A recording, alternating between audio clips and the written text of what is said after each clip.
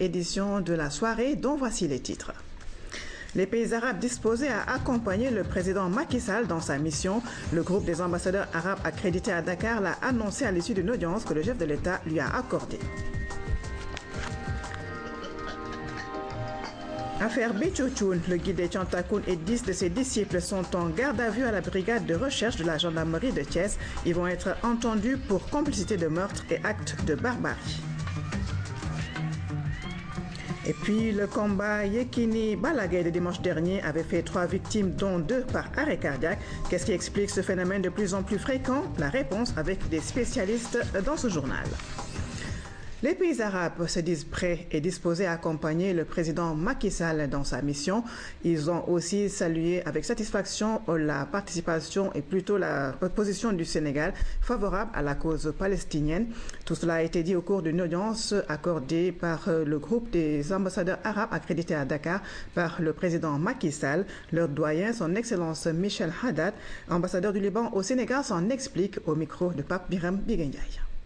On est venu en groupe, groupe des ambassadeurs arabes, pour présenter conjointement nos félicitations à son Excellence le Président de la République pour sa brillante élection à la tête du Sénégal. Et de parler une seule voix pour remercier le Sénégal pour sa position exprimée envers notre cause centrale qui est la cause palestinienne et envers les relations que porte l'État du Sénégal envers le monde arabe et envers nos pays respectifs. Cette relation qui s'est avérée qu'elle est séculaire, qu'elle est forte et par cette visite on a confirmé à son Excellence le Président de la République notre disponibilité de travailler avec le gouvernement du Sénégal, avec les instances du Sénégal, pour renforcer davantage les relations qui existent déjà entre le Sénégal et nos pays respectifs. Cher Béthiou-Thioune, le guide des Tchantakoun et 10 de ses disciples arrêtés pour complicité de meurtre et actes de barbarie. Ils ont été placés en garde à vue à la brigade de gendarmerie de Thiès. À Médinatoul Salam, la résidence du Cheikh est par ailleurs théâtre du crime. L'atmosphère est tendue et le site où les 2 corps ont été enterrés est impossible d'accès. Et les sous surveillance, nous dit Fatou Youf. Médinatoul Salam ou Kër Samba Laobé. Ce village, jadis destiné aux réfugiés bissau-guinéens, est maintenant le fief du guide des Tchantakoun, Cheikh Béthiou-Thioune. Ici, un calme plat y règne. Rien ne semble indiquer qu'il s'est produit un drame, le meurtre de Bara Sow et de Pape Ababakar Diagne. Pourtant, c'est l'actualité chaude qui défraie la chronique durant ces dernières 72 heures. Bara Sow et Ababakar Diagne auraient été battus à mort par leurs condisciples lors des échauffourées survenues dans la nuit du dimanche à lundi. Un destin fatal, une mort atroce, conséquence d'un amour démesuré vis-à-vis de leur guide, Cheikh Béthiou-Thioune. À force de vouloir déifier son marabout, Bara Sow, une des victimes, a vécu 2 séjours carcéraux à Kaolack et s'en suivra la mort, car cette déification n'était pas du goût du marabout politicien. Pire, leurs corps ont été enterrés en catimini à 1,50 km de Médinatoul Salam, une inhumation qui s'est faite dans des conditions inhumaines, sans aucun respect des règles religieuses. Les dépouilles ont été mises dans une fosse commune, quelque part dans ce vaste paysage de Kër Samba Laobé. Mais où exactement? Nous avons voulu en savoir un peu plus, mais les enquêteurs nous ont opposé le secret de l'instruction. L'endroit est sous scellé, renseigne le capitaine en charge de l'enquête, car constituant un élément de preuve de l'enquête en cours. En attendant de statuer sur les présomptions, Cheikh Béthiou-Thioune et 11 de ses disciples sont en garde à vue à la brigade de recherche de la gendarmerie de Thiès.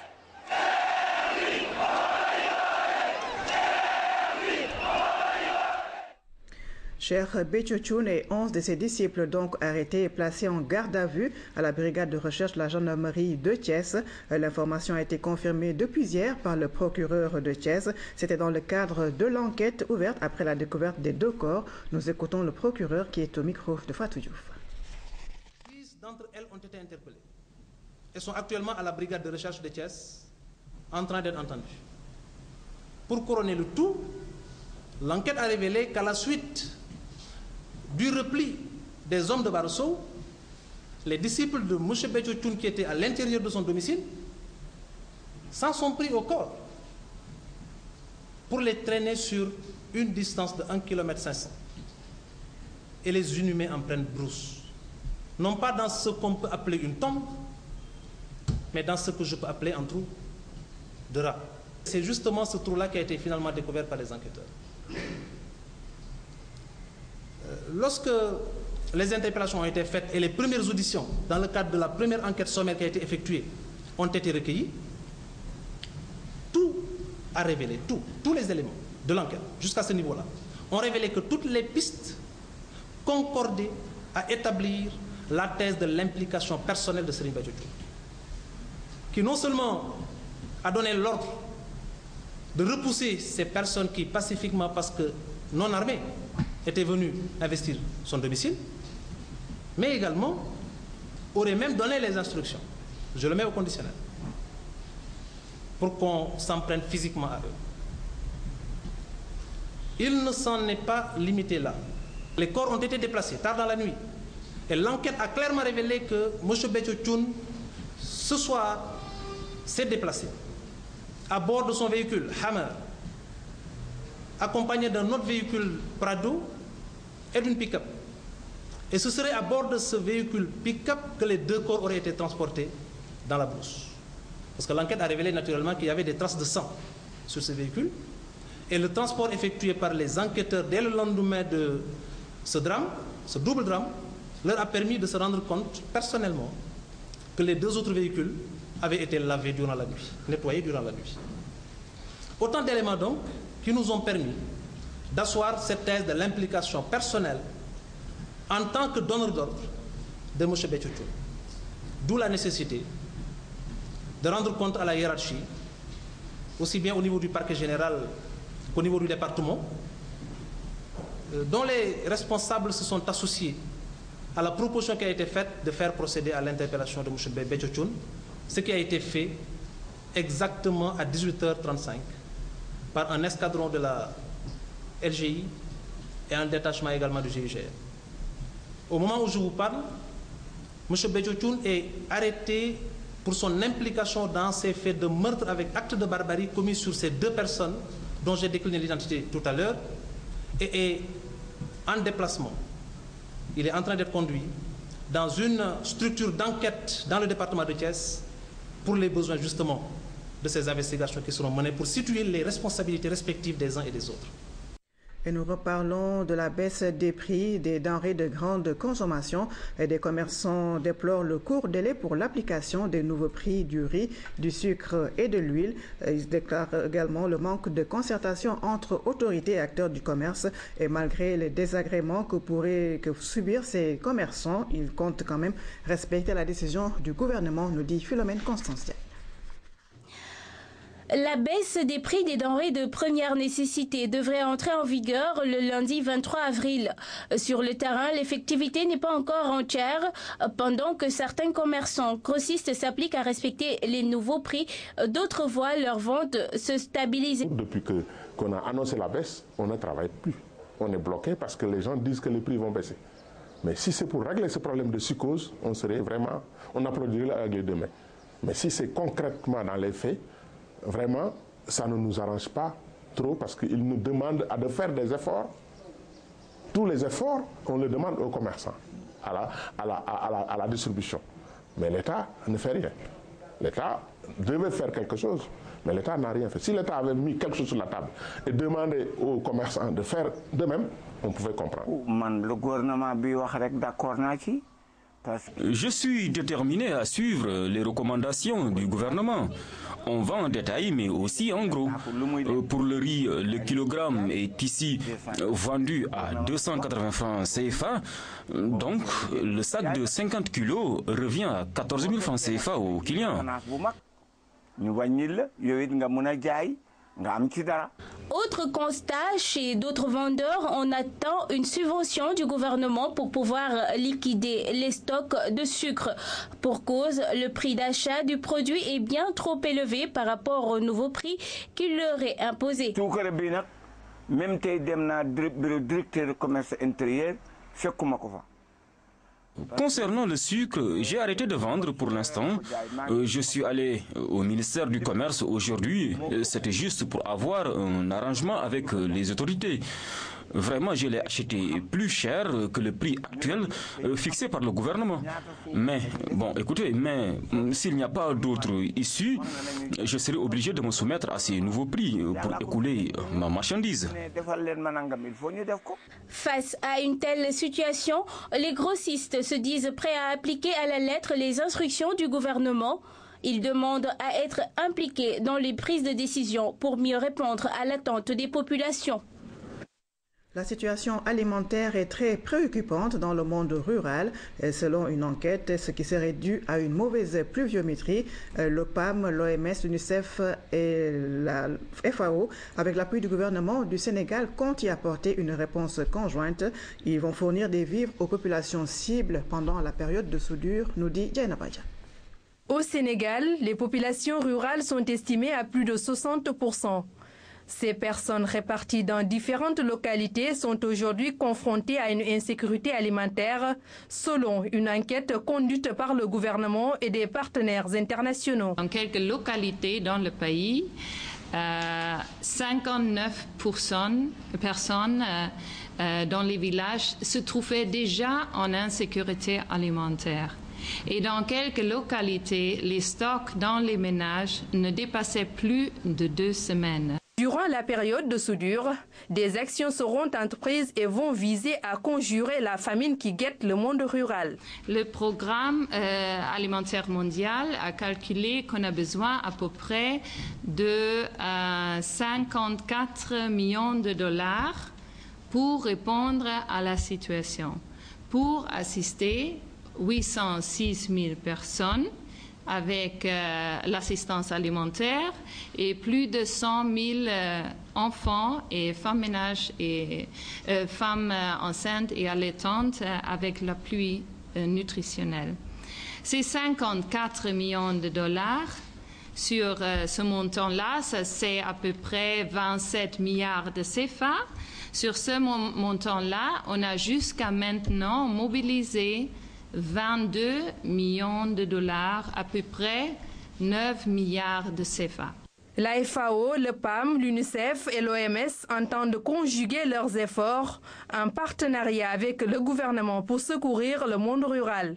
La distribution de bons d'achat qui se chiffre à 3 500 francs par personne et par mois va démarrer samedi prochain à Ziguinchor, la région où presque tous les ménages seraient en insécurité alimentaire.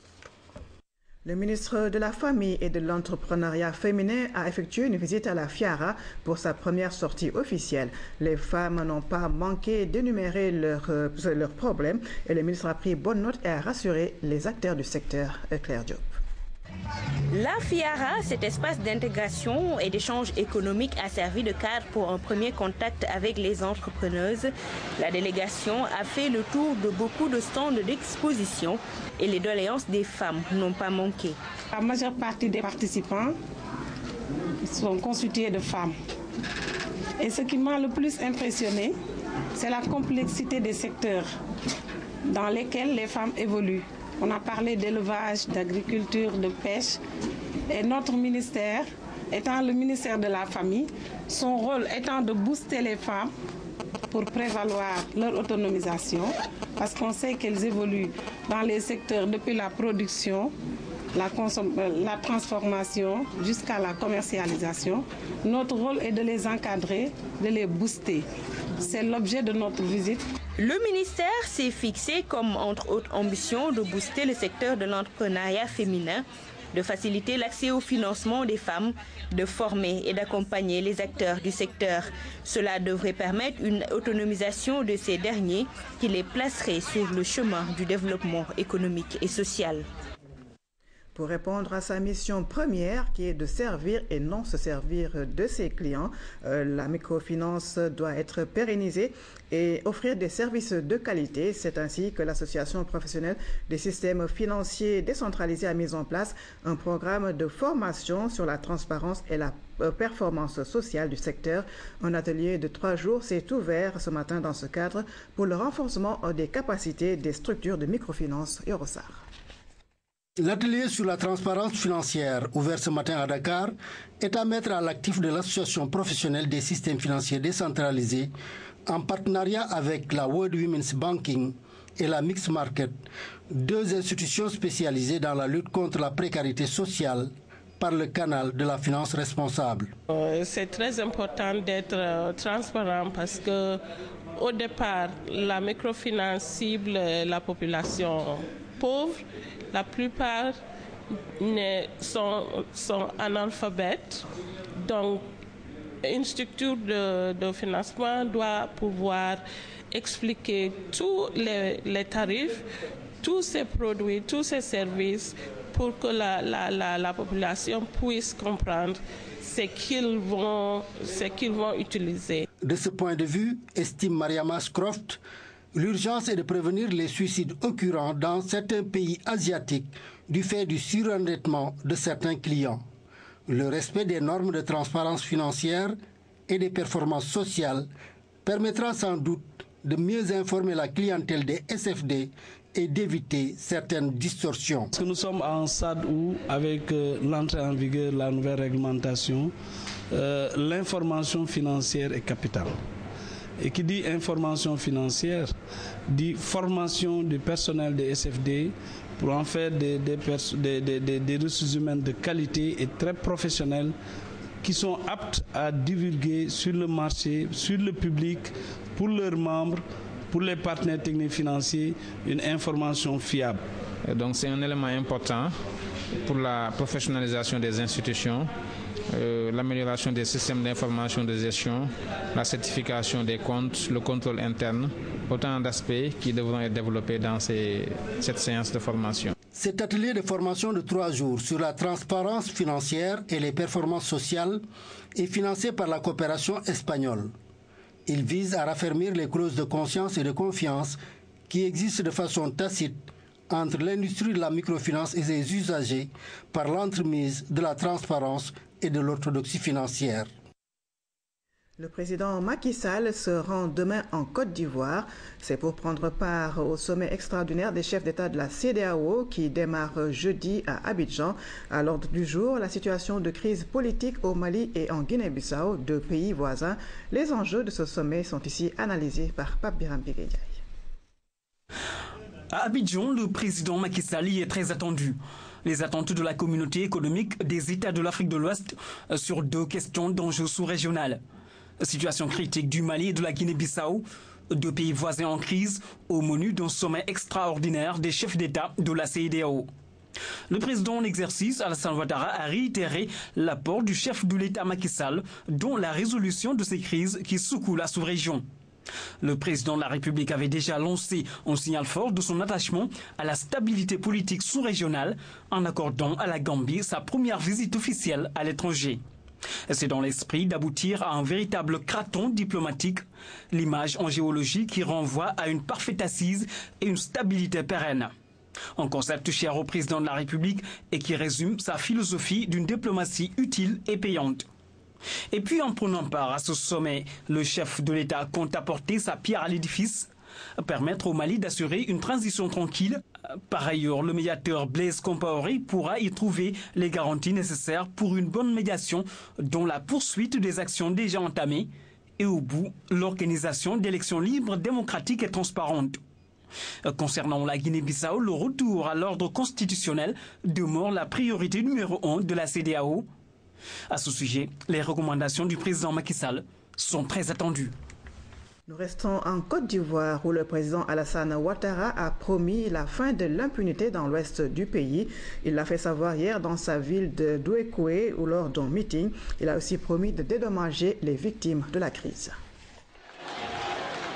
En ouvrant son meeting de clôture hier en fin d'après-midi, devant plusieurs milliers de personnes rassemblées dans la ville de Douékoué, bien évidemment, c'est toujours avec un plaisir renouvelé que je viens dans cette ville qui m'est très chère. Oui, tous les meurtriers seront punis, seront déférés devant la justice. Nul ne sera épargné. L'assistance avait bravé la chaleur pendant des heures dans cette ville symbole de la crise ivoirienne qui a éclaté après le refus de l'ex-président Laurent Gbagbo de reconnaître sa défaite à la présidentielle de novembre 2010. Plus jamais d'élections truquées dans notre pays. Faisons en sorte qu'à chaque élection, le vaincu pourra, comme au Sénégal, féliciter le vainqueur. Des centaines de personnes ont été tuées ici, à Douékoué, et dans ses environs, fin mars 2011, lorsque les forces pro-Ouattara se sont emparées de la ville. Il y a eu au moins 1 millier de morts. Après le discours présidentiel, les habitants attendent maintenant des actes concrets de la part du pouvoir. Ils réclament surtout des garanties de sécurité dans leur village. Après son départ, on va voir ce qui va venir. Sinon, effectivement, dans les campements, personne n'y va. En Brousse, personne n'y va. Les gens, il y a des gens surtout il y a des coupeurs de route, il y a des gens qui ont des armes, qui sont pas l'armée. En clôturant sa tournée de 3 jours dans l'Ouest, le président Alassane Ouattara s'est engagé à dédommager les victimes de la crise. Il a promis des milliers d'emplois pour les jeunes de cette région qui a été longtemps négligée. Chez nous, l'hôpital régional de Fatick, un chantier interminable depuis plus de 12 ans, devrait progressivement ouvrir ses portes. Le ministre de la Santé en tournée sur la méningite a visité l'infrastructure très attendue par les populations. Les travaux sont en cours et permettent d'espérer une réception prochaine de l'ouvrage au Mardia. Les populations de Fatick n'en finissent pas d'attendre leur hôpital régional. Cette infrastructure, qui aurait dû être livrée depuis 2000, est toujours en chantier, malade de ses malfaçons. C'est un hôpital dont les travaux ont commencé depuis plus de 12 ans et qui est toujours à un stade où on est en train de travailler sur les grosses œuvres. Et je me suis renseignée sur les éléments de blocage et sur les éléments qui font que nous sommes encore à ce stade. À la place d'une Charlotte, le ministre a porté un casque de protection. Elle a parcouru l'hôpital bâti sur 6000 m² avec 17 bâtiments pour 130 lits. Des problèmes de conformité aux normes de construction hospitalière avaient été notés et une réhabilitation entamée en 2010. Disposer de cet hôpital est devenu plus qu'une urgence. C'est un hôpital régional, c'est une région qui n'a toujours pas son hôpital, donc cela est maintenant plus qu'urgent. Et j'espère vraiment que ce sera la dernière fois que je visiterai un chantier de l'hôpital de Fatick. L'hôpital, jusque-là fantôme, dispose déjà d'une petite administration et de quelques matériels déjà livrés. Un plan d'ouverture progressive de la structure est en train d'être envisagé. La deuxième conférence internationale du réseau pour la coordination et l'avancement de la coopération scientifique et technologique entre l'Afrique subsaharienne et l'Europe. Thème de la rencontre, les étapes à suivre pour l'innovation permettra de renforcer la collaboration scientifique et technologique entre les deux continents. René Léon Fonseca. La recherche et le développement technologique sont au cœur des politiques économiques des pays émergents. En Afrique, les États ont du mal à créer, diffuser et utiliser les innovations scientifiques et technologiques. Le réseau CASNET compte changer la donne et le défi est de taille. Au niveau de l'Afrique, il y a une nouvelle dynamique. En 2005, il y a déjà un plan d'action consolidé concernant la science et la technologie. Il y a d'autres actes aussi qui ont été posés, comme par exemple le lancement d'une initiative sur les indicateurs de la science, la technologie et l'innovation. Après Mombasa en 2010, c'est au tour de Dakar d'organiser cette conférence internationale. Une deuxième rencontre, symbole des mutations qui structurent les liens entre l'Europe et l'Afrique. Ce partenariat dont les jalons ont été posés par les chefs d'État d'Europe et d'Afrique subsaharienne en décembre 2007, met sous un jour nouveau les liens de coopération entre les deux régions. Un des résultats importants de ce sommet a été l'approbation d'un partenariat spécifique sur la science, la société de l'information et les sciences de l'espace. Plus d'une cinquantaine d'acteurs et d'experts venant de 23 pays participent à la conférence. 2 jours de réflexion pour le renforcement de la coopération scientifique et technologique entre les deux continents. Le ministre de l'Éducation multiplie les démarches pour sauver l'école sénégalaise d'une année blanche. Ibrahima Sall était l'hôte du doyen Amadou Mokhtar Mbow, le tout premier ministre de l'Éducation du Sénégal et ancien directeur général de l'UNESCO. Ce dernier a invité les acteurs à trouver une solution définitive aux récurrentes crises scolaires au Sénégal, compte rendu Pape Kolinga. Quand un ministre de l'Éducation nationale du Sénégal rencontre Amadou Mokhtar Mbow, il est évident que la question de l'éducation est au centre du tête-à-tête. Normal parce que le système éducatif sénégalais connaît cette année une crise persistante. Pour éviter le pire, le ministre de l'Éducation Ibrahima Sall explore toutes les possibilités pour sauver l'école sénégalaise. Nous sommes venus tous ensemble prendre les conseils d'un sage à qui la démocratie sénégalaise doit une fière chandelle parce que c'est quelqu'un qui a lutté. En tant que président des Assises nationales, à conforter la démocratie au Sénégal, à asseoir les bases d'une république nouvelle que nous sommes en train de consolider. C'est pourquoi nous venons à tous ces titres de prendre ses conseils et ses prières. Je pense que c'est un homme qui mérite d'être récompensé pour tout ce qu'il a fait pour le Sénégal. Notre mission va consister, je l'ai dit, non pas à gérer des grèves, mais à donner à l'école un visage nouveau. Je pense que c'est très important aujourd'hui, à travers ces conseils, à côté des sages comme Amadou Mokhtar Mbow, de pouvoir arriver à cette mission. Ancien directeur général de l'UNESCO, Amadou Mokhtar Mbow a été aussi le premier ministre de l'Éducation du Sénégal. Homme de culture et de dialogue, le doyen Mbow, par ailleurs coordonnateur des Assises nationales, invite les acteurs du système éducatif et tous les citoyens sénégalais à s'investir pour sauver l'école sénégalaise. L'éducation est à la base de tout.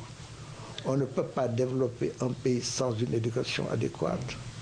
On ne peut même pas faire progresser un pays dans quelque domaine que ce soit, dans le domaine de la démocratie, sans évidemment un certain nombre de connaissances. Et le droit à l'éducation est sans doute un des droits fondamentaux que l'on devrait s'efforcer partout de privilégier et d'appliquer. Les grèves ne sont pas toujours faciles à résoudre, mais avec de la patience, avec l'écoute, je crois qu'on peut y aller, on peut y arriver. La rencontre qui s'est déroulée dans une ambiance très détendue a enregistré la participation de Samba Jules Thiam, de Aliouti de la Rado et d'autres partenaires sociaux de l'école. Le retour de la paix définitive en Casamance préoccupe Monseigneur Paul Abel Mamba. Le nouvel évêque du diocèse de Ziguinchor s'engage à apporter sa contribution. Il présidait dimanche une messe d'action de grâce qui fait suite à son ordination. Nous l'écoutons au micro de Louis-Philippe Sagna. Nous ne pouvons rester indifférents devant des situations de détresse de personnes victimes de ce conflit. Animés par une foi et avec toute l'Église locale, nous voulons travailler pour que l'Évangile puisse progresser avec la nouvelle exhortation où le Saint-Père nous invite à être acteurs de réconciliation pour qu'advienne la paix. Nous faisons notre, nous aussi, de cette volonté, de cette ferme volonté de travailler pour la réconciliation et la paix dans notre pays et plus particulièrement en Casamance, avec toutes les composantes de notre Église et de notre société. Ainsi, les forces conjuguées, rien n'est impossible à Dieu avec notre foi en lui. Je voudrais donc, avec la sagesse que donne l'Esprit, engager l'Église Famille de Dieu qui est à Ziguinchor dans les sentiers de cette nouvelle évangélisation qui passe par la réconciliation entre les fils du Sénégal et de la Casamance. À 2 jours de l'Assemblée générale du Conseil sénégalais des chargeurs COSEC, les femmes membres des organisations importatrices du Sénégal haussent le ton et dénoncent leur non-représentation au sein du conseil d'administration de la dite organisation. Sur les 55 membres du COSEC, 36 seront représentés par des organisations féminines, finançant pourtant le fonds à hauteur de 65 millions. Ces femmes revendiquent leur place au conseil d'administration. Mamdia Ndiaye. C'est d'une voix unanime et formelle que les 4 principaux groupements féminins du COSEC font appel aux autorités sénégalaises. Exclues depuis 34 ans de l'Assemblée générale de l'organisation, elles tentent à nouveau de se faire entendre pour corriger ce qu'elles appellent injustice. Avec un peu plus de 0,2% prélevés sur les déclarations douanières, les femmes participent activement au financement des activités. Cette forte contribution leur donne pourtant l'impression de remplir une caisse sans prendre part à sa gestion. Le COSEC regroupe l'essentiel des importateurs du Sénégal. Or, nous savons que 65% des importateurs, c'est les femmes. Donc, ce sont les femmes qui remplissent les caisses de cette organisation. Et nous trouvons inadmissible, inacceptable, injuste et inique que des femmes qui sont les principales contributrices de cette organisation soient exclues. Au sein de la Chambre de commerce et d'industrie de Dakar, les femmes membres du COSEC ont également crié leur désarroi quant à l'absence de pouvoir dans cette organisation qui leur est propre. Étant mises à l'écart lors des différentes prises de décision, elles sont parfois confrontées à des faits accomplis. Donc aujourd'hui, ce que nous sommes en train de faire, c'est d'alerter l'opinion, mais surtout d'alerter les autorités. Parce qu'on est dans un pays qui est quand même gouverné. Il s'agit d'en appeler au sens de responsabilité de ceux-là qui dirigent ce pays pour leur dire qu'il y a des choses inacceptables qui se faisaient dans ce pays et qu'il est temps que cela cesse. Un arrêté ministériel datant du 2 novembre 2011 a pourtant été établi en faveur de la représentation paritaire sans aucune application de la part des chargeurs sénégalais. Ayant décidé d'agir, cette réunion sonne le début de la fin du combat. L'association Khaleye Medina de la diaspora décline un nouveau projet pour l'alimentation des enfants en milieu scolaire. L'association offre depuis 2009 le petit déjeuner à des enfants de 10 écoles de la Médina à Aïdafal. Point de presse en plein air devant le siège de l'association Khaleye Medina de la diaspora. En réalité, tout est parti de ce lieu symbolique pour les initiateurs de l'opération Un enfant, un petit déjeuner. Près de 2500 enfants reçoivent chaque jour la visite de bénévoles qui leur servent du café au lait, du pain avec du beurre et du chocolat. Le geste a conquis étudiants et parents d'élèves du second arrondissement de Dakar. C'est une initiative citoyenne noble. C'est la raison pour laquelle je disais tout à l'heure que j'ai 72 ans. Et quand on distribuait les petits déjeuners à l'école, j'étais parti pour, n'est-ce pas, je suis parti pour n'est-ce pas, distribuer, faire partie de ceux qui distribuent, parce que c'est là où je peux, par exemple, être utile. Et nous entendons nous aussi faire la même chose que ce qu'Ousmane est en train de faire. C'est-à-dire, dans nos prochaines activités, essayer de faire un programme d'accompagnement pour les élèves. Après avoir adressé une correspondance au président Macky Sall afin d'impliquer l'État dans la lutte contre la faim en milieu scolaire, AKMD veut étendre ses tentacules au niveau national, notamment dans toutes les communes.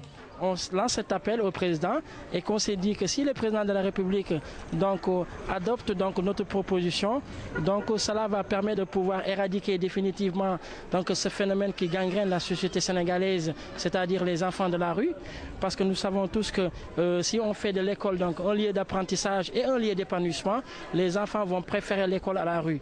Et aussi, ça va permettre aussi de pouvoir mettre en place l'égalité des chances. Les habitants de la Médina, les plus petits en particulier, sont sensibles à l'opération Un enfant, un petit déjeuner. Les petits Ousmane, comme on les appelle, ne cachent pas leur enthousiasme. La journée internationale du livre a été célébrée hier sur le thème la traduction des œuvres littéraires. Au niveau local, les acteurs ont choisi le thème de livre dans tous ces États. L'occasion de discuter des contraintes liées à la promotion du livre. La tutelle a d'ailleurs annoncé la création prochaine d'une radio pour promouvoir la lecture, nous dit Daïdadia. Ces jeunes comédiens sont là pour accompagner les écrivains en cette journée internationale du livre. Ils interprètent souvent les pièces de théâtre écrites par les dramaturges, mais en dehors de leurs prestations, leur arrive-t-il vraiment de s'adonner à la lecture? Je ne lis pas comme il le faut, sincèrement. Parce que moi, je vois que les livres sont chers. Avant de lire aussi, il faut savoir l'écrivain, comment est l'écrivain? Qui est l'écrivain? Les raisons évoquées par ce jeune élève sont des contraintes à la promotion du livre. Pour pallier cela, la tutelle propose.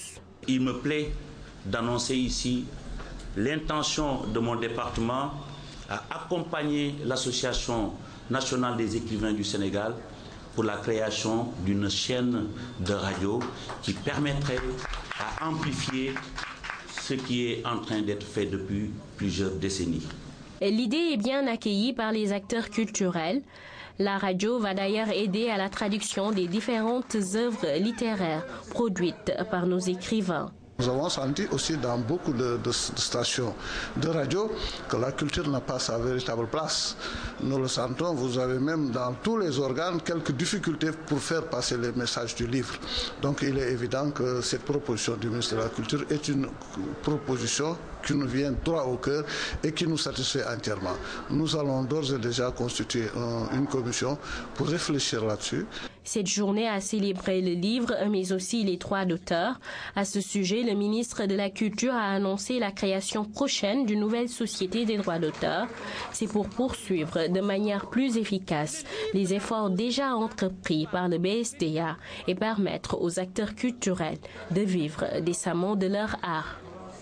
Et nous reparlons de la quinzaine nationale de la francophonie. Demain, mercredi, à l'université Cheikh Anta Diop de Dakar, le groupe des Amis de la francophonie va lancer la réflexion sur le thème de la francophonie et langue nationale. Plusieurs communications sont attendues, dont celle du commissaire général adjoint au sommet de la francophonie qui est prévu en octobre prochain. Voici Nzale Kazadi qui est au micro de Daraba. La francophonie institutionnelle s'est occupée de la question des langues nationales, surtout du rapport entre le français et les langues nationales depuis sa fondation. D'abord, la convention qui crée l'agence dit que l'agence va fonctionner dans le respect des langues qui sont parlées dans ses États membres. Juste pour rappel, c'est ici à Dakar, en 1989, lors du sommet, du 3e sommet, que la francophonie a décidé de considérer et de condamner même, en quelque sorte, dans un document intitulé « Enjeux et défis », le fait qu'il y avait des gens qui pensaient qu'il y avait comme une sorte d'opposition entre identité, c'est-à-dire culture nationale, incarnée par les langues africaines, les langues nationales, d'un côté, et langue de modernité, d'accès au développement, qui serait le français. En sport, le tirage au sort des poules du tournoi de football pour les Jeux Olympiques de Londres a eu lieu ce matin au stade mythique de Wembley. Le Sénégal évoluera dans le groupe A en compagnie du pays hôte, la Grande-Bretagne, avec l'Uruguay et les Émirats arabes unis. Une poule pour le moins relevée mais jouable, nous dit Ibrahim Abou. Le Sénégal ouvre le bal à Old Trafford, le théâtre des rêves devant le pays hôte, la Grande-Bretagne. Le 26 juillet prochain, les Lionceaux auront la lourde tâche de bousculer les Three Lions. Un match d'ouverture à grand enjeu. Les Britanniques font leur retour dans cette compétition après 52 ans d'absence. Autre adversaire du Sénégal, l'Uruguay, médaille d'or aux Jeux Olympiques de 1928 à Amsterdam. La Céleste, qui est restée 84 ans sans participer au tournoi de foot des JO, est en pleine bourre avec une 4e place à la Coupe du Monde 2010 et une finale au Mondial Cadet en 2011. Un palmarès reluisant que les Émirats arabes unis voudraient avoir à coup sûr. C'est la première participation des Émiratis à cette fête du foot. Une récompense pour ce pays du Golfe qui a déjà pris part à la Coupe du Monde junior en 2009 en Égypte. Bon à savoir, toutes les 4 poules sont équilibrées, les jeux ouverts. Le show footballistique démarre dans 3 mois. C'est du 25 juillet au 11 août prochain. Nous reparlons de lutte dans ce journal avec le combat de dimanche dernier entre Yekini et Balla Gaye 2. Un combat qui a plongé des familles dans le deuil car on a noté au moins 3 décès, dont 2 par arrêt cardiaque. Et donc comment éviter de pareilles émotions lors de combat et quelles en sont les causes? Explication dans ce reportage avec Dahaba. Le motif de 2 de ces décès relatés dans la presse peuvent être rattachés aux troubles du rythme cardiaque pouvant entraîner un arrêt cardio-respiratoire. Qui est dû à une interruption brutale de la circulation sanguine dans le corps. Et l'arrêt circulatoire s'accompagne après d'un arrêt ventilatoire, puis perte de connaissance. Cette reconnaissance, 7, regardons ce qui fait fonctionner le cœur, visible sur un électrocardiogramme. C'est ça qui fait fonctionner le cœur. On l'appelle le tissu nodal. Si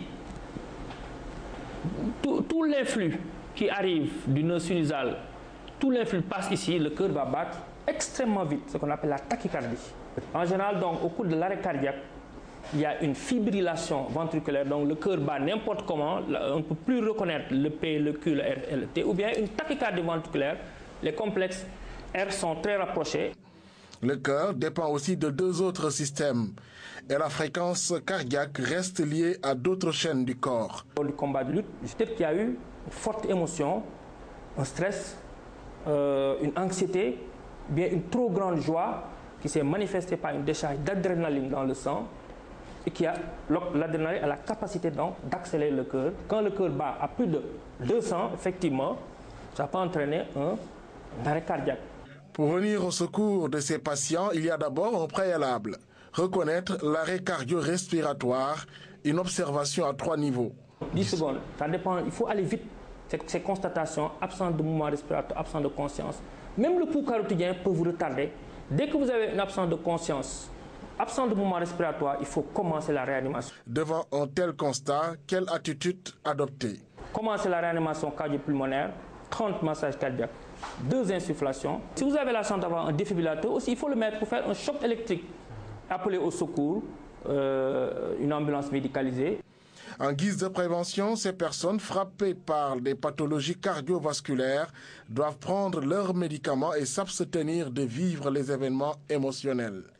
Un argument valable pour celles qui ne sont pas malades, mais émotives, stressées. À défaut de renoncer, quelques recommandations. Qu'ils soient en position couchée, la station debout, le rythme cardiaque est plus rapide la position debout qu'à la position couchée. Ou bien prendre du sucre, on le dit souvent, boire beaucoup d'eau. Ces conseils vont de pair avec l'abandon de certains excitants, comme le thé ou le café, même s'il a des vertus médicales. Voilà, c'est la fin de ce journal. Vous avez rendez-vous avec l'information en fin de soirée. Merci de nous avoir suivis. Je vous retrouve demain, 20h.